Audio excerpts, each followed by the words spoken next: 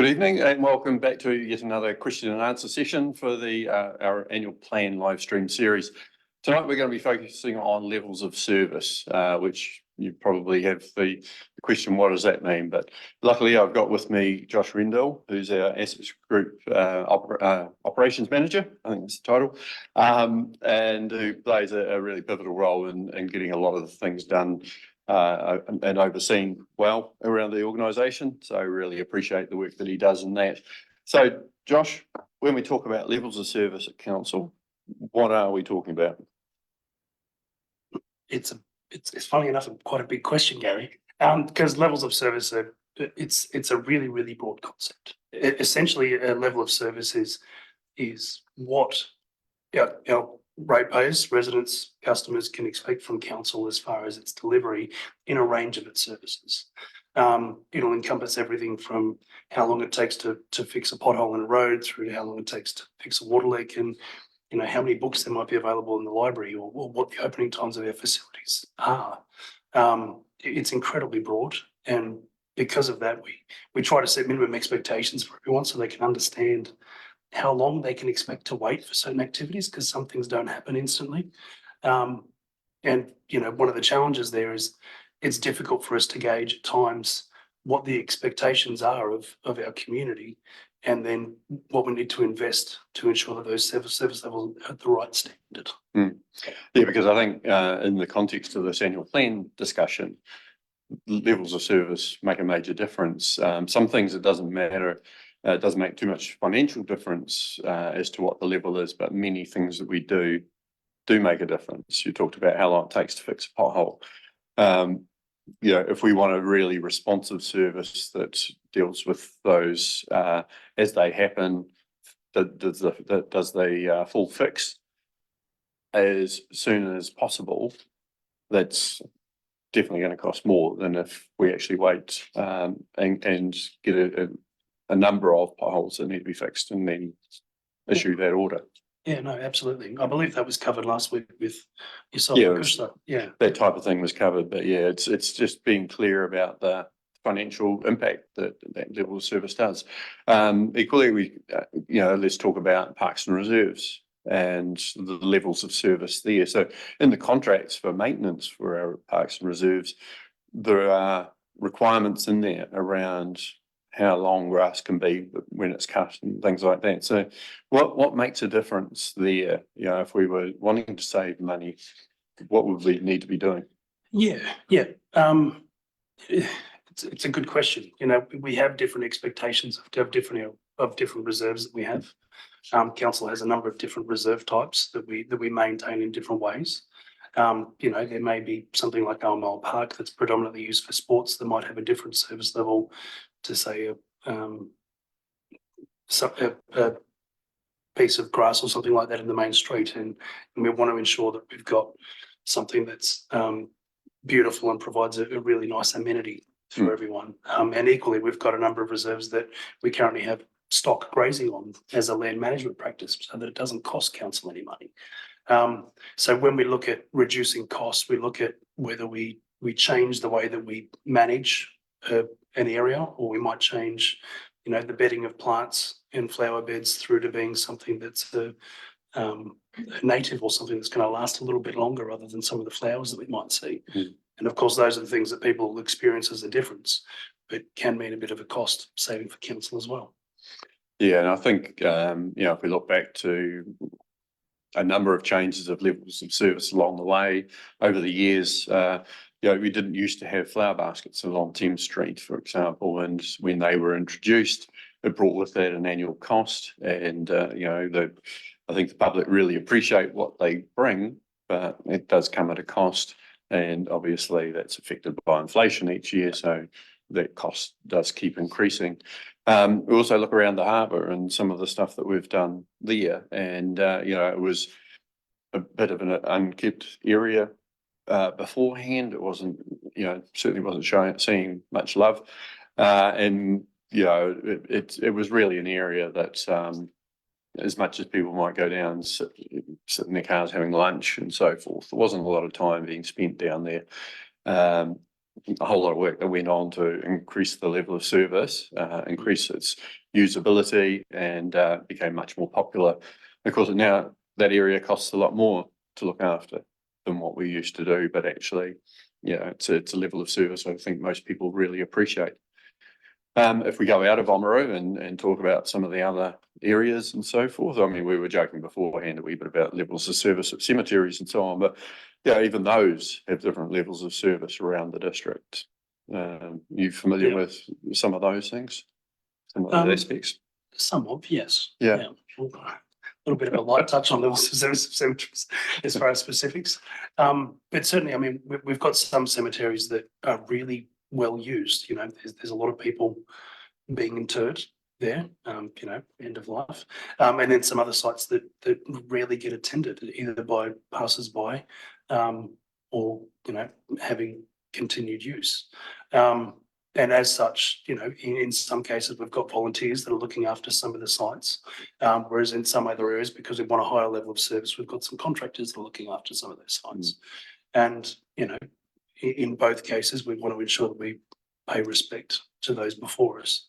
But it's a slightly different level of service depending on, I suppose, where it is and how many people might be there. And yeah, because we've got some fairly historic ones as well that aren't having many burials anymore. I know we have had them like grazed in the past. I don't know whether we do have any that are currently being grazed. I'm not sure that I can tell you that, sorry, Gary. No, that's all right. And certainly, you know, not all cemeteries are run by council either, and that's where some levels of service happen because the council ends up taking over something, you know, like a cemetery or a private water scheme, as happened with Mahino recently, and you know, because the challenges of keeping the level of service up become too great for whoever's looking after it. Yeah, no, that's right. That's right. And we do see a lot of service levels that are, there's an increase that's imposed on us from central government through changing regulations and legislation where we're forced to respond and increase our service levels. You know, one of those key ones at the moment really is in our water and wastewater space, where we've got far higher levels of service that we're required to maintain to ensure that there's safe drinking water for everyone and a safe environment as well. And because of the large increases in service levels there, we're having to obviously invest a heck of a lot more money in our infrastructure. So if we touch on a bit of a hot topic, a slightly controversial topic, let's talk about the event centre. At the moment, we've got the Waitaki Rec Centre. It's actually managed by a trust, but the council helped fund that operation. Yep. And it's got 2 courts and it's got a small gym inside it, and it does some various other exercise classes and so forth. But we're talking about building a new facility with the community, a 6-court facility that's going to have quite an increased level of service, a level of amenity, and you know, the actual size of the building and everything that can happen in that. So that would be probably one of the big increases in the level of service that we're looking at. Yeah. Yes. Yep. Absolutely. It's a significant investment for council, both in terms of capital to construct a centre as well as to continue to operate and moving forward. But something that the community really has gotten behind as far as fundraising goes as well, which is fantastic. But it's going to be a significant service level increase for the community. So, you know, it is one of those things that we should talk about often as being one of the areas where we are increasing. Yeah. Yep. Well, yeah, and you know, just looking at some of the other ones where we may be required to increase the level of service, we've been having a few briefings and so on curbside recycling and curbside rubbish collections and so on. It's not something that we offer around the district. It's basically left to the private sector to deliver, but the government, certainly the last government, was requiring compulsory collection of food scraps initially, and then moving into other areas, getting into recycling and having consistency right across the country about what types of materials would be able to be recycled. So, you know, that would be potentially another major increase in the level of service. People have got their own services at the moment, but some of them are very costly.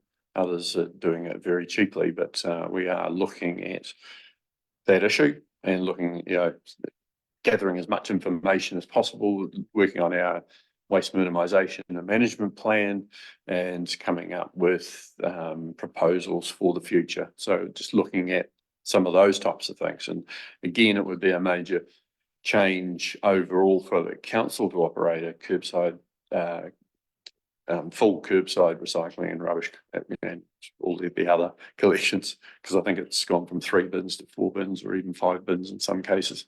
So those are some of the things that we may be mandated to do, but equally it's looking less likely that the new government is going to require some of those. Mandy, have we got some questions there for us? Yes, thanks, Mayor Kircher. We've got a couple of questions that have come through on a few of the topics that you've addressed. One of them just around that waste topic. Can we address the number of rubbish bins, please? Many have been removed and not replaced, such as Test Street. What is the cost of additional or replacement bins compared to the cost of actually collecting litter and having the town look untidy? And then a further person sort of said they'd like to know about that as well. They recently suggested directly to you that they think they need an additional bin or a relocated bin next to the toilets and picnic tables at Olmar Park. Huge green space with lots of foot traffic and no bin on this side of the road. So. Yeah, that is something I hadn't followed up on, was the potential to have a rubbish bin up by the new toilets and picnic tables and so on, or whatever, seating and so on that's up there. So yeah, that would be an increase in the level of service there. Under that, equally, there are other areas where we've added other bins, and that's changed things over time.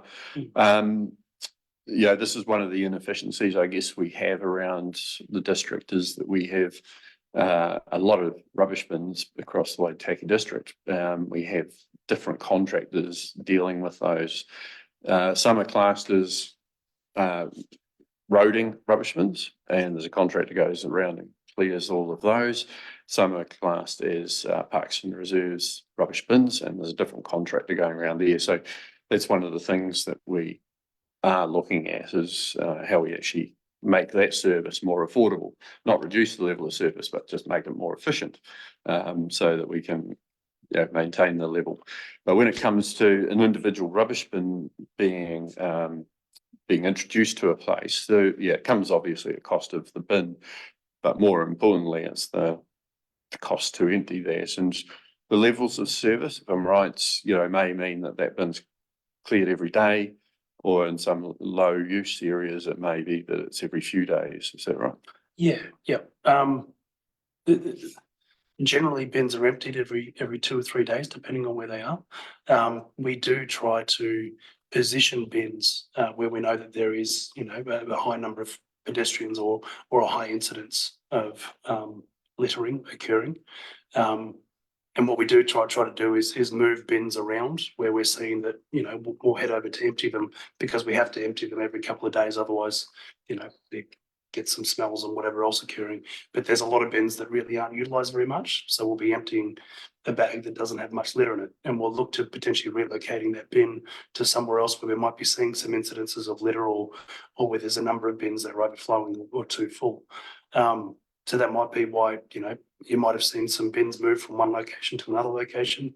It's just about us trying to keep the number of bins as minimal as possible so that we can reduce the cost, because you are right, Gary, the emptying of bins does get up to be quite a high cost when we've got a number of different contractors doing work. But even then, just the cost of disposal of rubbish these days is getting quite high. Yeah.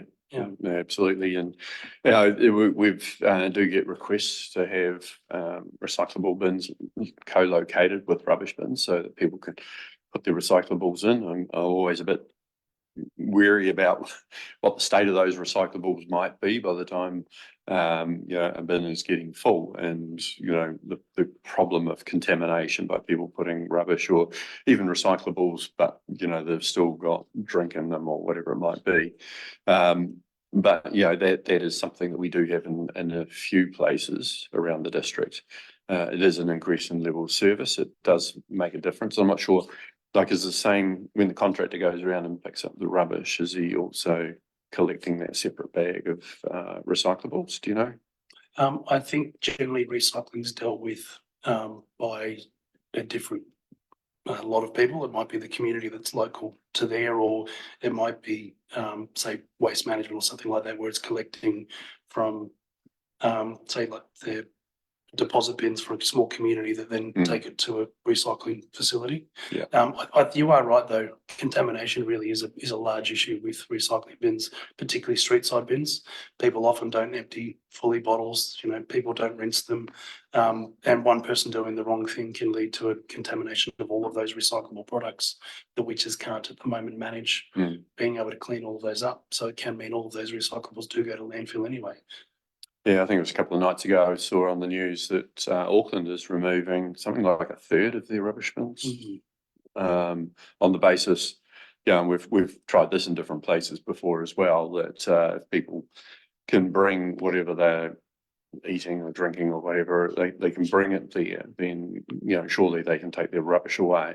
Unfortunately, we have too many tossers in the community, and they're quite happy to toss the rubbish out on the ground, and that doesn't work. And that was certainly a problem with Test Street. Even though there was a bin there, there was a lot of rubbish still thrown on the ground. But yeah, we can't do too much about that. I know we can talk about rubbish bins all night, but there's probably some other questions. Did I answer, or did we answer everything on that one? I believe that covered all on that particular Excellent. questions that were put through. So we've got a question that came through earlier. And the question is it not more economical in the case of parks and reserves to do regular maintenance rather than let things get out of control and have the job become more time consuming? I believe that's when you were earlier talking about sports fields and parks. So yeah. Yeah, I think part of it is the level of service, about the how long should the grass get before it's cut, and there are areas where the grass is cut very regularly. Equally, there are areas where it's less necessary, and they may be more around some of the walkways around the district and so forth. So that's a level of service in itself. But equally, there have been times, and it's particularly noticeable during some high growth springs, where things do get out of hand, and actually the level of service has not been maintained. The contract requirements haven't been met. And that's certainly cause for discussions between operational management and the contractor. Yep. Do you want to talk a wee bit about how we do that, and Yep. also the management of parks contracts, for example? Yep. So it is a challenging issue, I think, as you've alluded to. Sometimes we do have high growth springs. Someone can be there mowing one day, and we'll have someone have to reattend in 4 or 5 days' time to try to keep it to the same level. At times we've got 40 mil of grass growth a week, and in some cases we've got a 25 millimetre standard for an area that we have to mow. We do undertake regular checks of all of the sites that our parks and maintenance contractors do maintain, and all of that's collated into a performance score. We do our best to work with our parks and maintenance contractors to ensure that they do have additional staff and additional equipment to cope with those high growth spring times. But it can be an especially challenging area, particularly at the moment when I think everyone's feeling the pinch a little bit as far as finding labour in different areas. There's a lot of people that are struggling to find workers to do the work, and obviously that's not something that we're fully insulated from. We do try to work with our contractors as best we can, and we certainly do, record some of those performance issues. And obviously that has an effect on whether a contractor is reappointed to a contract or a contract is extended or not. I think it's important to note that, each year we spend around close to $2.5 million on mowing grass and looking after gardens and so forth. I think there's other gardens which are done by roading.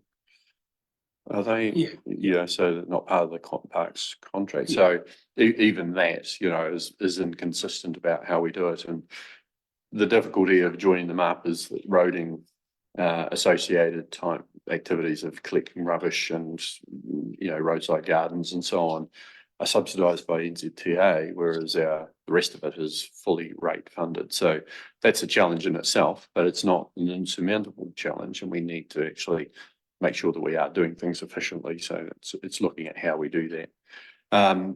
Yeah, on the topic of that, it's always unfortunate when weeds do get away too far, and we have had some, I believe staff have had some stern talks with contractors and required them to get them back up to spec. Better it doesn't happen, but sometimes these things happen. It's like anyone's garden at home. Sometimes it just gets too much for the amount of time that someone has available, and it can get away. Certainly happens at my place.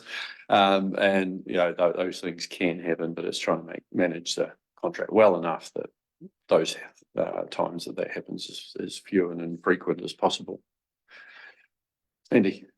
Yeah, you touched on the event centre earlier, and we've just had a couple of questions around that, probably not directly related to level of service, but a couple of questions that have come through relating to that. Why can the event centre not be built up by the racecourse rather than Centennial Park due to parking, etc.? And then a further question to that has come in.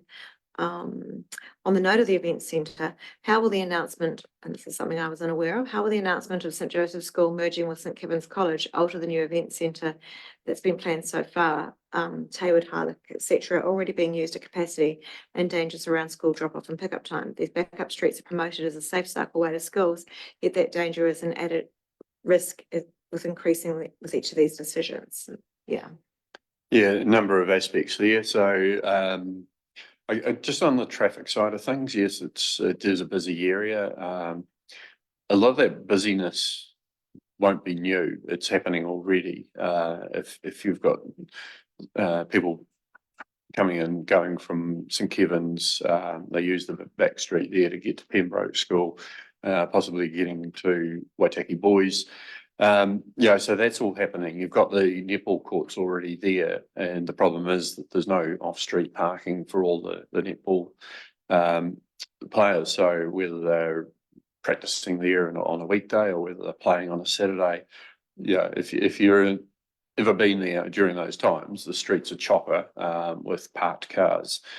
The event centre will have its own car park, so that's going to take a certain amount of pressure, quite a reasonable amount of pressure off that congestion that's currently there, and certainly make it safer for people travelling around. It will add to the traffic overall, but I think it'll be a bit better managed because of that car parking capacity.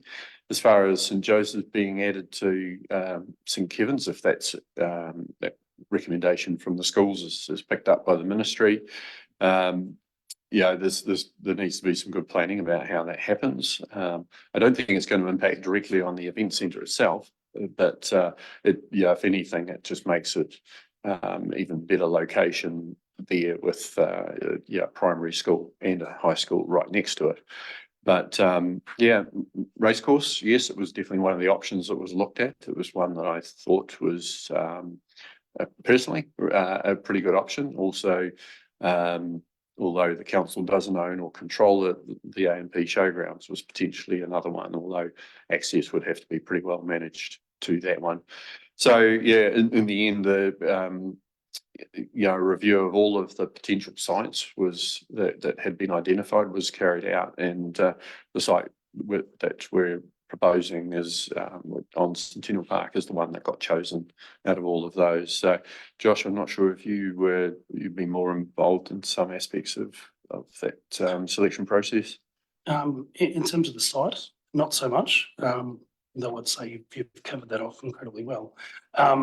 No, I think the only thing that I can really add to that question is, as far as the placement of the Sports and Events Centre, we are building it in mind for it only to be located on Centennial Park. We're not looking at needing to have any land from St Joseph's or St Kevin's, or if that does actually merge. I know there were some initial concepts earlier on where we looked to potentially buy some land from St Kevin's, but that's no longer the case. We are looking purely to be using the land that's in Centennial Park only, so expansion shouldn't be an issue. And I think if you said we're already going to be having additional parks located at the site, and there'll be a new entrance that will assist with some of those traffic issues. Yeah, and as part of the location of the event centre there, we are looking at how that, you know, how the interaction with the highway and people coming off and on to the highway, how that happens more easily. So that's part of the consideration too, which will help with those schools. Absolutely. Yeah. And like any development that any, you know, community or enterprise might do, we have to go through a consenting process, which does take into account all of these factors. Mm. You know, what the development's going to do to traffic flow and parking and all of those other aspects. Thank you. Mandy. Yeah, thanks. We've got another couple of questions here. One, hi guys, how can we keep paying for flowering plants to be replaced in the CBD when the more fiscally responsible option would be replacing with any number of low maintenance native grasses and shrubs and even chunks of Oamaru stone? Not only would council save money on repeat purchases of plants, but contractors could then have more time to work on other things like toting roadsides or keeping gutters clear of leaves. And then someone's made a later comment to say the flower beds are outstanding, pleasurable for local visitors, but yeah.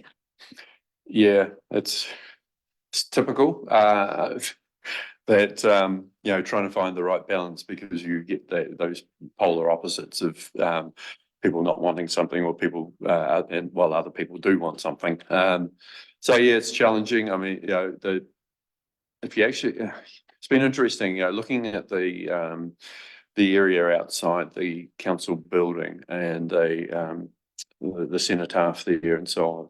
Over the years, there's been a lot of changes that have happened on that bit of grass. It's had poplar, no, not poplars. It's had I don't know, it's long, skinny tree things. Anyway, and it hasn't had flowers at times. There's been just the flowers as it is now. There's been a mix of both. Yeah, and yeah, it's kept changing.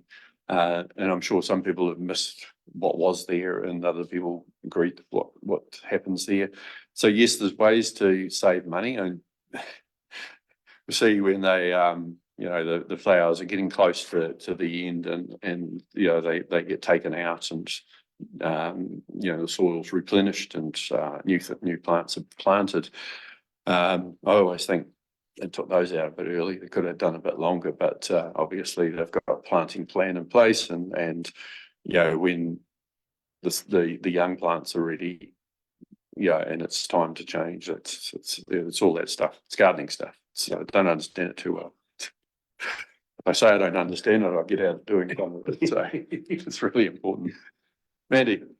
So there's a few comments that come through regarding waste and recycling. So one, I'd like to know what makes up the large cost as listed on the projects list for investigation of curbside collection when the private companies seem to be doing a great job.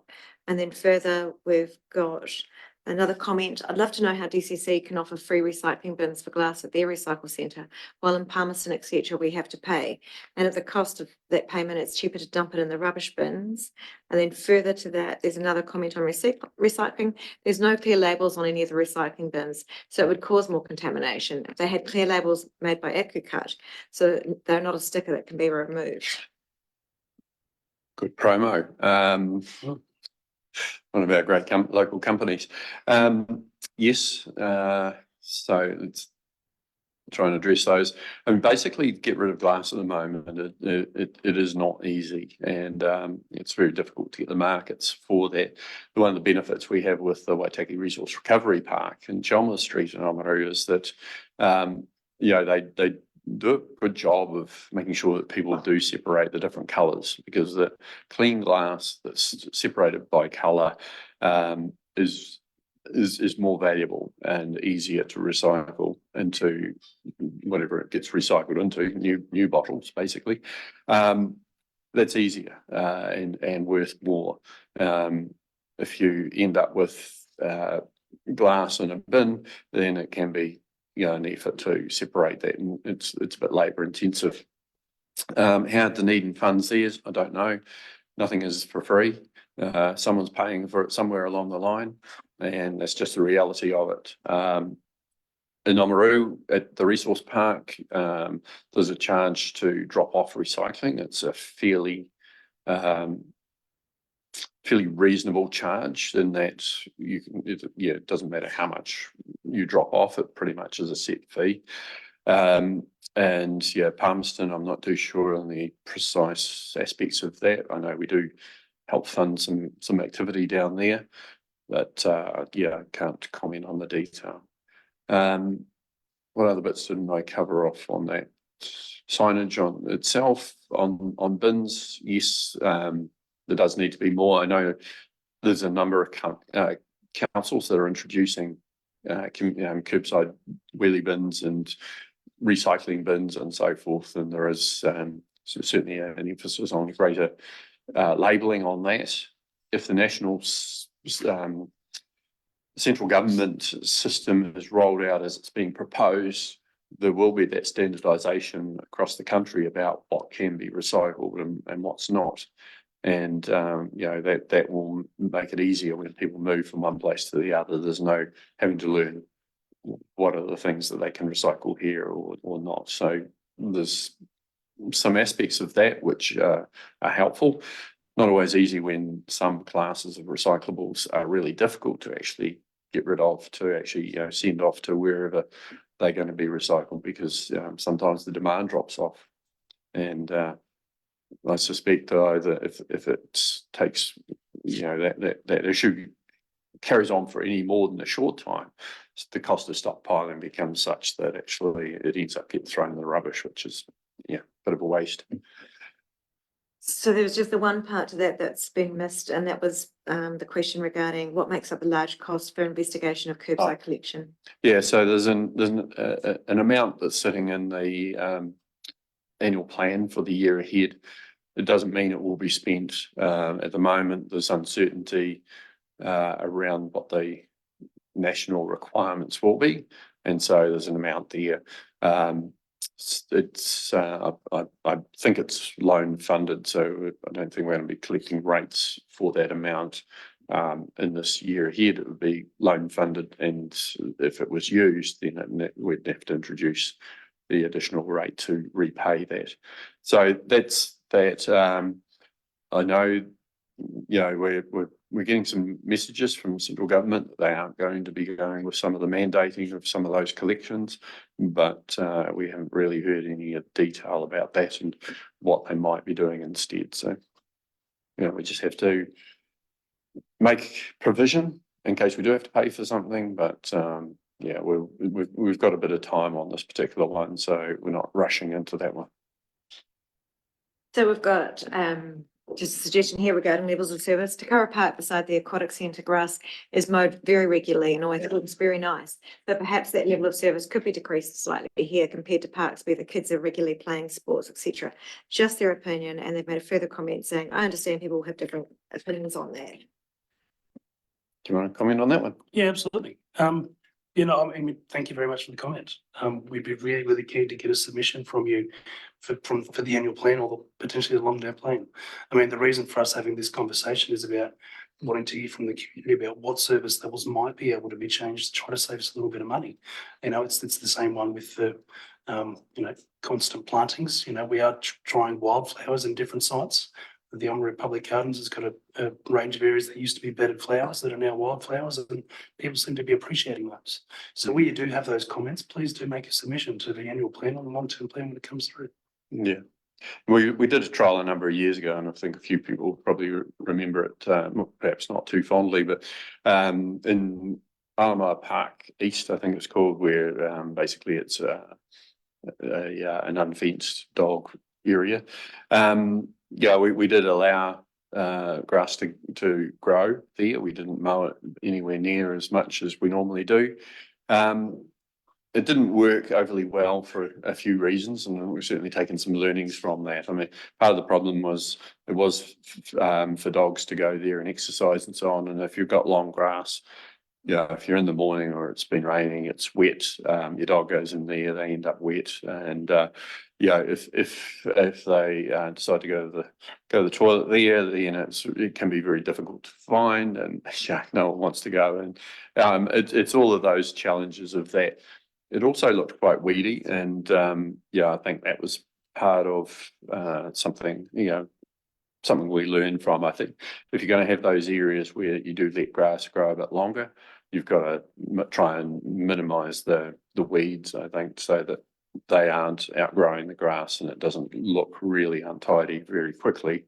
So there's a bit of challenge there, and yep, the wildflowers have been very popular, and again, it's a thing that a number of councils are doing across the country, and people are, just enjoying the colourfulness of that when they come up. It's obviously bee friendly. There's some really good environmental benefits to it. So yeah, we're definitely keen to find those locations where the grass length is less important. There's opportunities to bring some colour and enjoyment into those places through that sort of use. So we've got another suggestion here, a question. Has a cafe or food stall at the aquatic centre ever been considered? As our children get older, we often find the lack of coffee or lunch food available for spectators and after swim snacks. And there's a further comment to that saying that would be amazing, even if just a few things behind the counter at reception to start with. Good question. Good question. This is one of the facilities that you Absolutely. oversee. Yes. Yep. Yes. Yep. And I mean, we're always looking to try to improve our service offering at the aquatic centre, particularly means when we can bring in any additional income to the aquatic centre, because it means that we don't have to subsidise it as much through rates. So I mean, I'll definitely take that on board, and we'll look at what options might be available. We already do provide some food. I mean, generally it is lollies and small snacky type things that the kids will partake in. But if there's appetite for people to purchase a few more things, we'll look at the viability of that. And it may be something that council doesn't need to operate. It might be a private operator that would, basically lease a space, but provide that service. I mean, we are mindful of not going into competition too heavily with the public businesses and so on.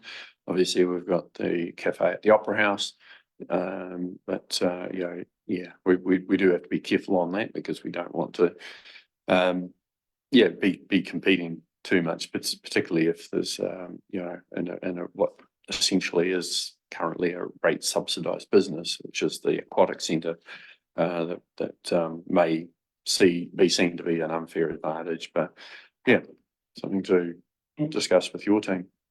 Absolutely, yeah. Okay. So we've got a comment here. I'm really impressed with the community-led project in Otamatata. How else can the community lead with making our parks better in these tight times? Yeah, absolutely wonderful project undertaken by the community in Otamatata, and basically the Otamatata Ratepayers and Improvements Society, I think it is, and really leading the way, working with Department of Internal Affairs. We're applied for and got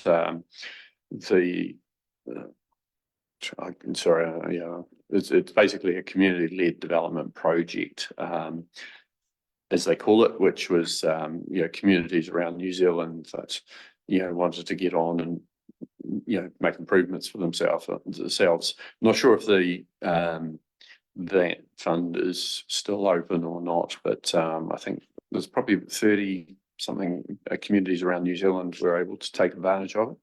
Otamatata has absolutely done a great job. There's some really talented people, dedicated people that are on that group that have applied for not only that funding from DIA, but other funding from other places. The council's contributed some money, and just some of the things that we've done to help it makes it so good, because rather than a community expecting council come and do all this, they've done 5/8 of it, probably 7/8 of it.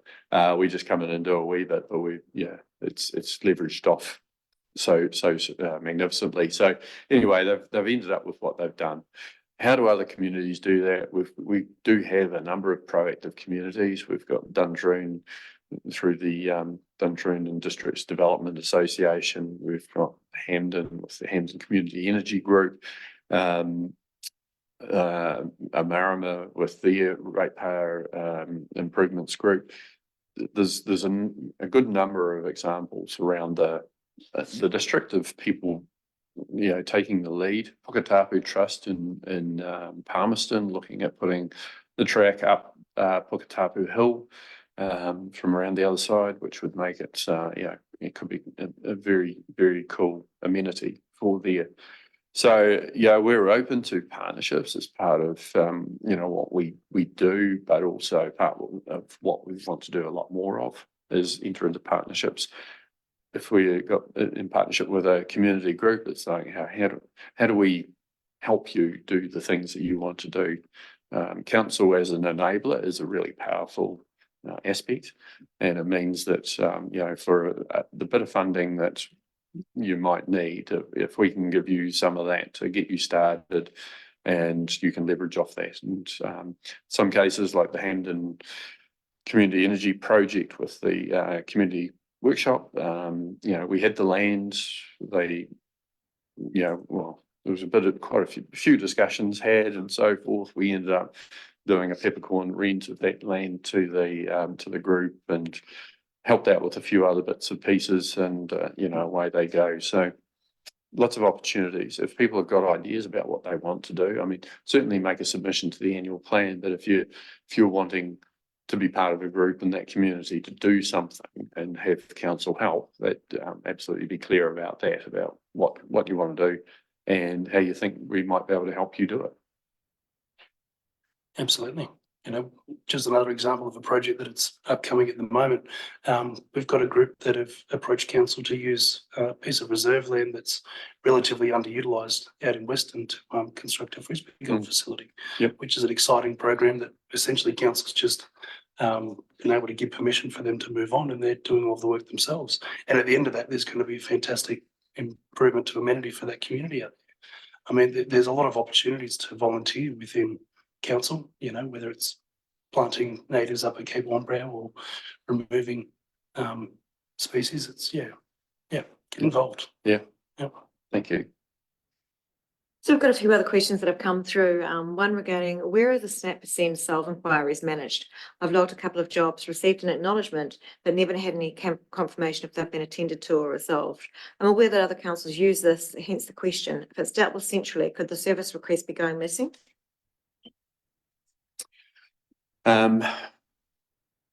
The bit I know about it from using it mainly is that, when you've got something you want to report, SNAP% solve, you've got that app on your phone or device, you're able to potentially take a photo of what it is, log in where it is, and send that through.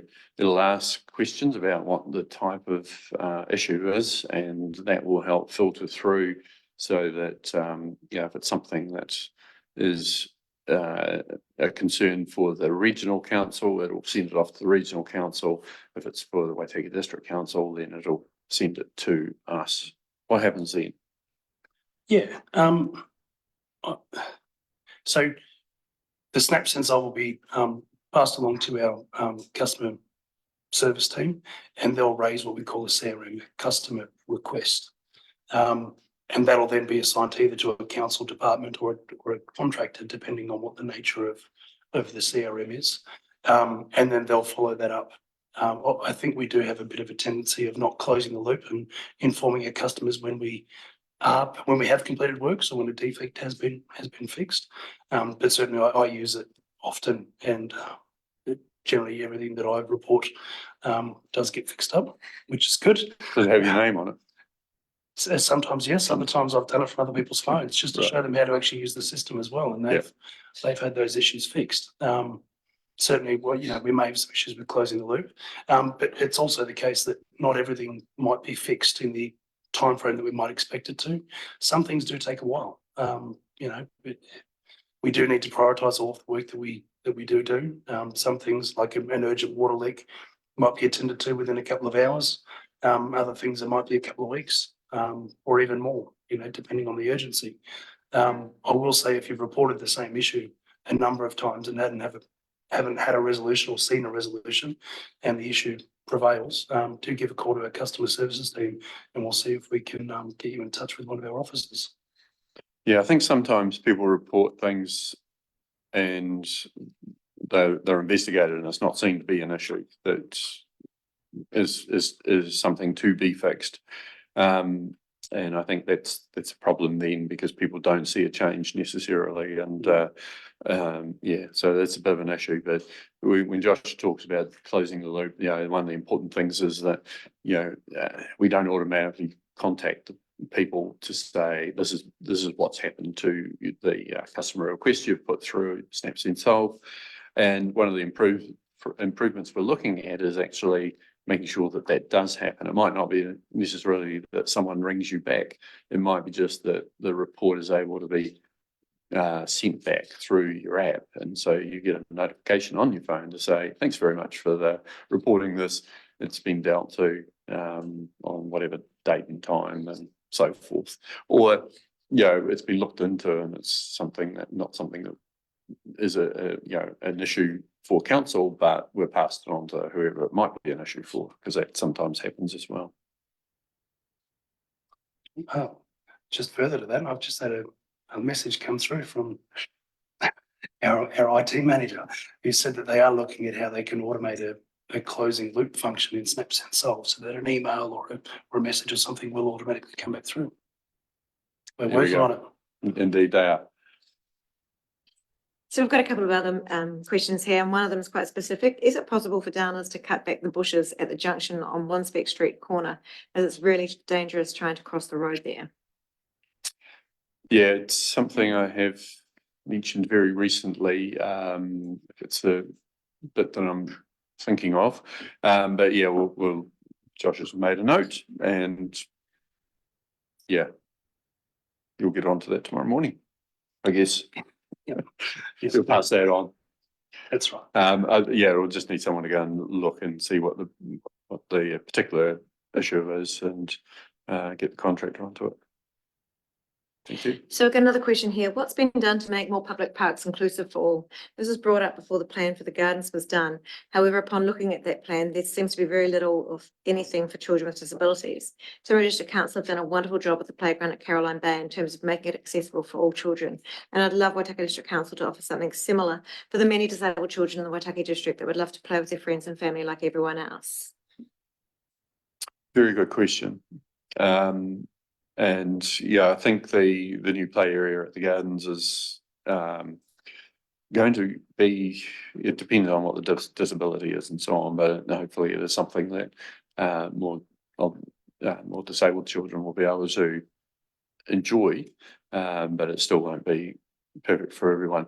And we do have regular discussions along the way with like CCS and others to determine what needs to be done and particular things. If we're building a new facility or whatever, it's looking at, okay, how do we make sure that accessibility is there for those with disabilities? So as far as an assessment overall of our playgrounds and so on, Josh, have we done anything like that recently? We have, yes, yeah, and certainly, we do have a fund that is set aside each year to try to improve some of the access, park furniture or playground equipment or whatever else, which it tends to buy, only a single piece of playground equipment each year, because it's not a large fund, and this type of equipment, because of all of the access needs around it, tends to be quite expensive. We are slowly trying to upgrade things where we go, and we certainly do our best to try to make sure that all of our community are able to access our playgrounds and sports fields and recreation facilities. The reality is, sometimes we just don't have enough funding there, and we need to prioritise either to continue on with the project that suits most of our community, or not proceed. Yeah, certainly what I'd suggest is do take the time to make a submission. It would be really good to hear from you what type of things you're thinking of and where you think they need to be, and it can certainly be plugged into our planning for whatever improvements. And if you think there's not enough happening fast enough, you can make your submission about adding more money into that particular fund. So looking at how we actually make that happen sooner and more widely spread. So yeah, look forward to that. Thank you. So just a couple more comments that we've got here right now. Going back to the Snaps and Solve one, the earlier respondents said, "Cheers, Josh. I must have missed that. For some reason, I was anticipating an update notification. Pizza trackers can do it, lol."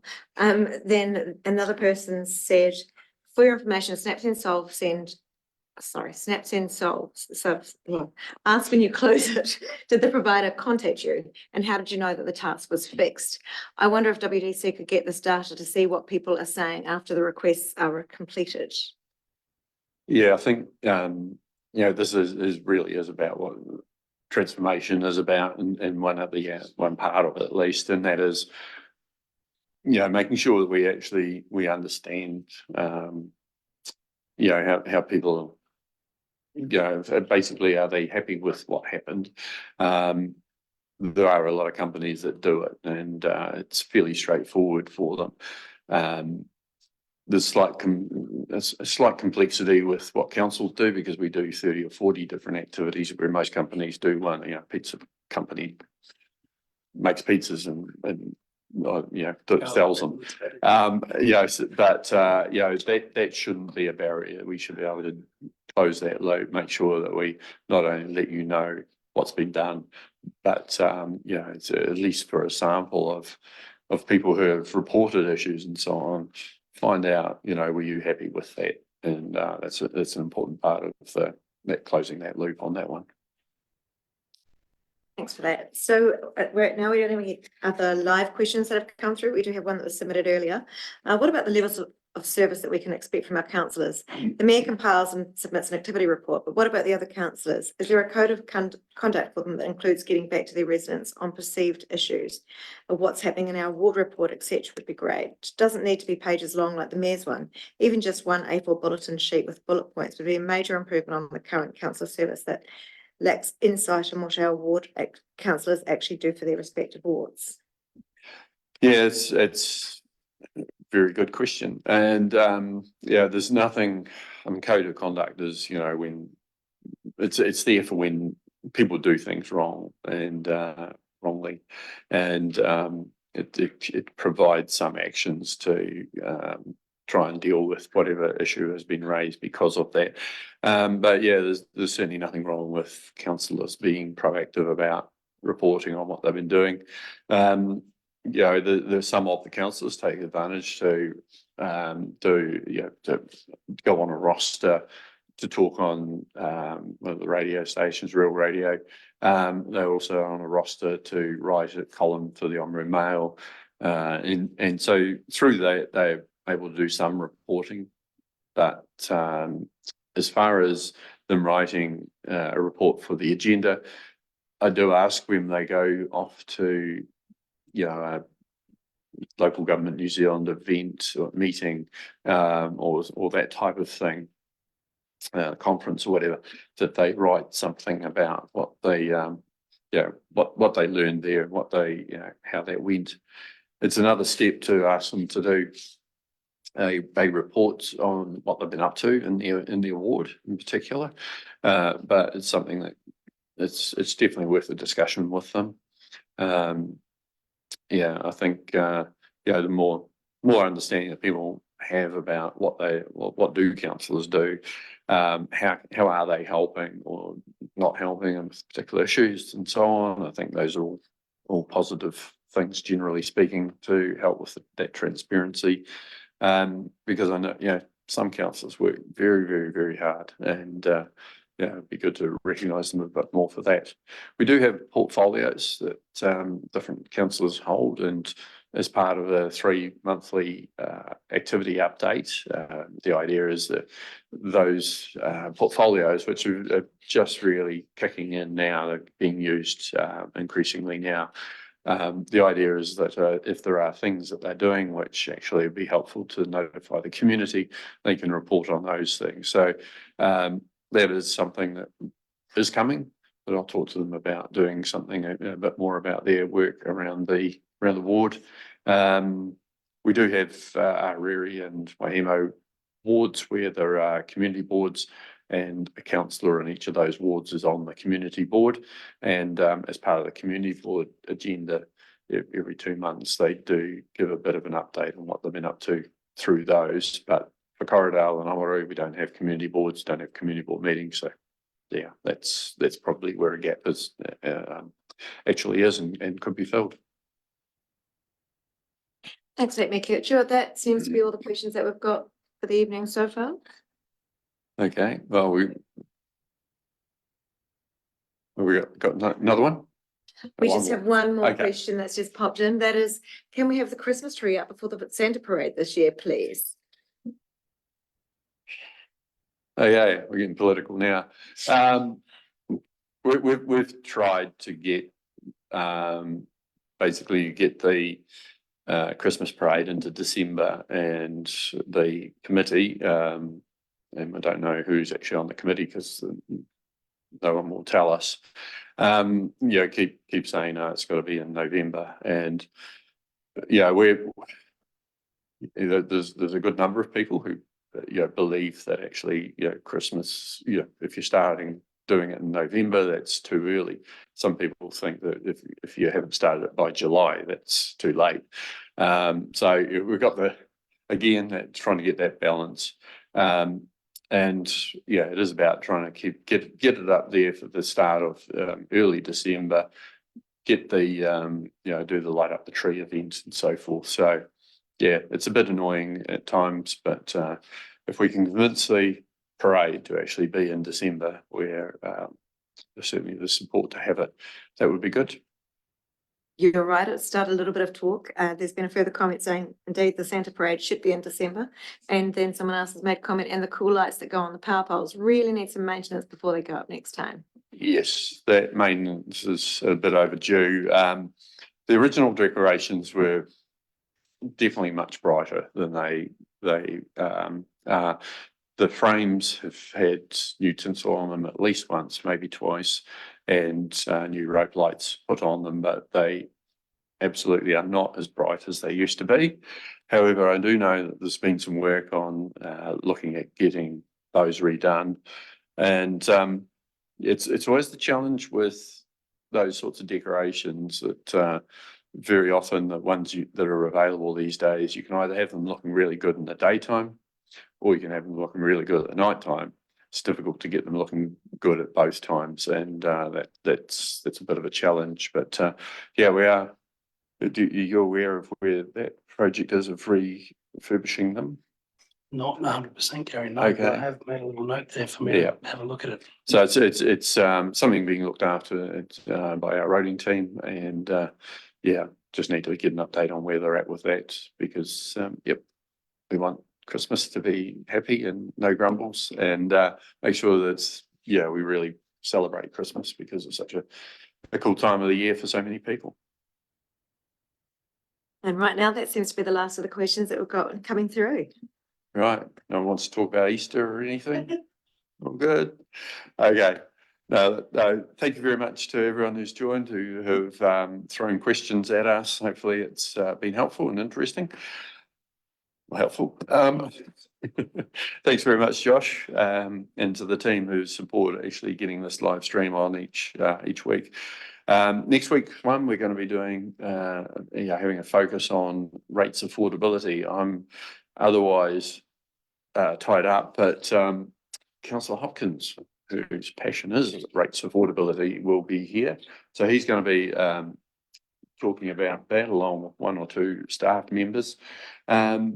We're going, where are we? That's next week. The week after that, we'll be basically going through, giving in a bit of a summary of the annual plan and the submission feedbacks that to date from that, so that we can get further submissions.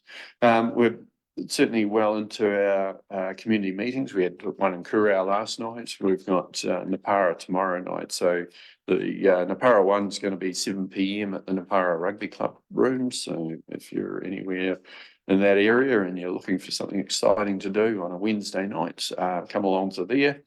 Apparently it's training night for the club, so have heard that bar may be open. Not too sure how that's going to go. And Sunday night, we've got an additional community meeting, and it's going to be in Herbert at 7 p.m. at the Herbert Hall. So again, welcome anyone who wants to come along to that. So with that, thanks very much, everyone. Thanks again, Josh. It's been appreciated having you here tonight, and we look forward to catching up next time. Cheers. Excellent.